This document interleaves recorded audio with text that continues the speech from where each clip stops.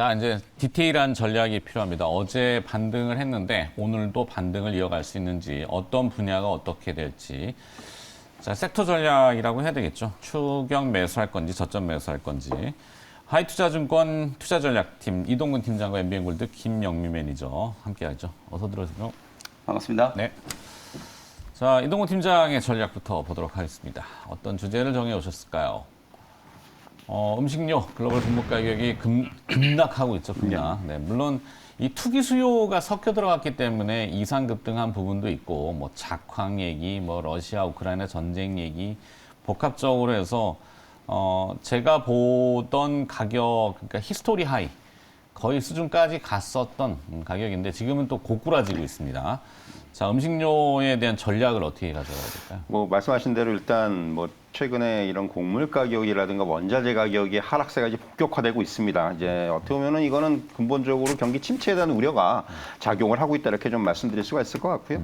특히 이제 곡물 가격 같은 경우는 앞서도 잠깐 앵커에서 언급해 주셨지만은 뭐 쌀이라든가 밀 같은 쪽에서의 가격이 크게 하락을 하고 있어요. 일단 뭐 작황의 문제가 제일 큰 것 같은데 동남아시아 지역에서 쌀 수확량이 좀 크게 늘어나고 있고, 또 이제 미국이라든가 호주의 날씨가 밀 수확에 좀 긍정적으로 작용을 하고 있다라는 거죠. 사실 우리가 이제 우려했던 부분들이 뭐 우크라이나라든가 러시아가 세계 최대의 밀 생산지이기 때문에 네. 이 전쟁으로 인해서 사실 그동안 우려했던 부분들이 상당히 큰데, 이런 부분들을 좀 상쇄할 수 있는 그런 작황이 나오고 있다라는 것이 아무래도 이런 그 곡물 가격의 하락의 요인으로 작용을 하고 있고요.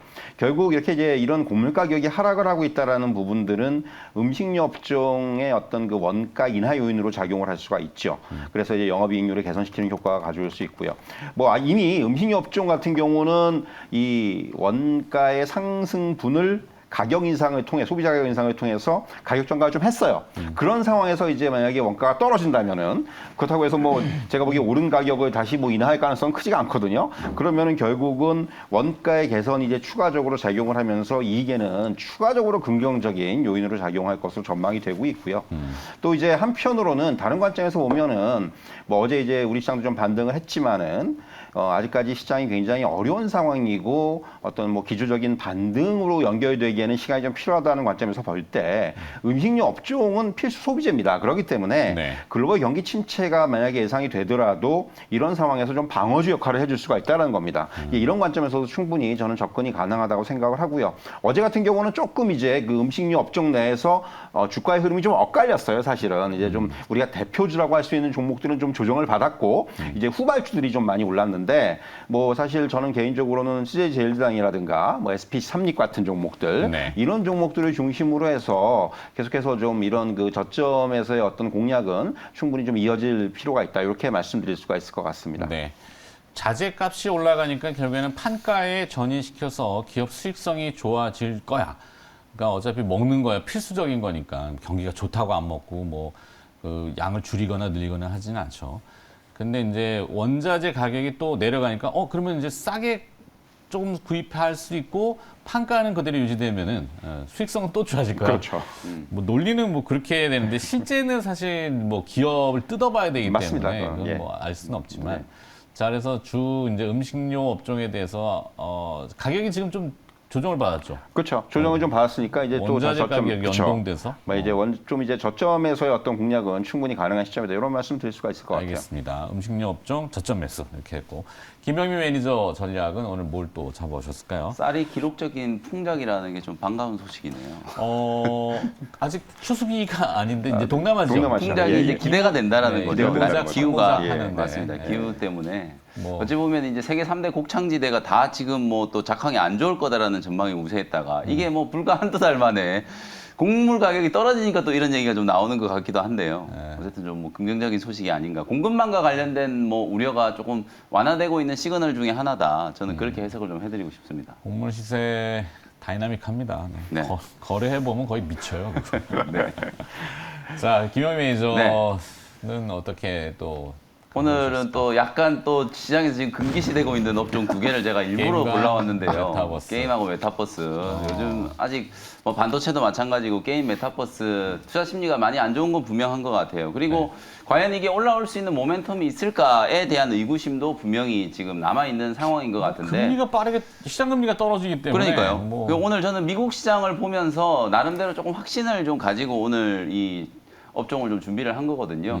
오늘 미국 시장의 장 초반에 분위기 정말 안 좋았어요. 네. 유로존이 뒤늦게 이제 와서 또 경기 침체, 글로벌 증시는 다 지금 경기 침체 우려를 반영했는데 이제 와서 이제 유로존 독일의 사실 이제 무역 수지가 네. 뭐 몇십 년 만에 30몇 년 만에 적자가 나왔다 뭐 이런 얘기가 나오면서 유로존의 이제 경기 침체 우려가 확 부각이 됐고 그러니까 달러 대비 유로화 가치가 바로 이제 급락을 해버렸죠. 그러니까 달러 인덱스는 올라가고 대신에 또 여기에서 우리 원달러 환율이 뭐 1310 몇 원까지 또 솟구치고 15 이런 이런 현상이 지금 나타났거든요. 그러다가 이제 장 막판에 오히려 기술주들이 10년물 국채 금리가 이제 미국의 경기 둔화 뭐 글로벌 경기 둔화에 대한 우려 때문에 국채 이제 가격은 이제 올라가고 안전자산을 이제 투자하기 때문에 국채 가격이 올라가는 거고 오히려 국채 금리는 떨어지니까 대표적인 기술주들이 이제 할인율이 다시 떨어지네 이러면서 이제 반등을 한 거거든요. 오늘 애플, 뭐 마이크로소프트, 아마존, 알파벳, 빅테크 기업들이 뭐 단 한 종목도 예외 없이 다 올랐고 테슬라도 이제 뭐 거의 700달러 근처까지 반등을 했고 가장 좀 주목되는 부분이 유니티 소프트웨어가 12% 급등했고 네. 그다음에 로블록스가 14% 급등했거든요. 메타 플랫폼도 5% 올라가고 그러니까 정말 대표적인 성장 섹터 게임이라든지 메타버스 플랫폼 기업들이 주가가 가장 좀 강하게 반등을 좀 했다라는 측면은 아 이제 충분히 가격 조정이 좀 어느 정도 다 진행이 좀 됐고 또 역설적으로 보면 그 우리가 보통 이제 고용이 실업률이 올라가는데 경기가 이제 확장하는 그런 거는 우리가 많이 봐왔잖아요. 근데 정말 역사상 유례없게 요즘은 어떤 현상이 생기냐면 이미 뭐 여러분들도 아시다시피 미국의 GDP가 1분기 또 역성장, 2분기도 역성장. 사실상 미국 경제가 벌써 지금 침체에 들어간 거 아니냐 이런 분석이 나오고 있는데 고용 지표는 너무 좋거든요. 네. 이게 실업률은 오히려 떨어지고 있는데 이렇게 경기 침체가 나타난다라는 거 역사상 유례없는 과거에 우리가 전혀 볼 수 없었던 현상이거든요. 그렇게 보면 사실 이제 지금이 정말로 이게 경기 침체인가 아니면 이제 긴축 텐트럼에 따른 일시적인 둔화인가 이 부분에 대한 논란이 있을 수 있다라는 거예요.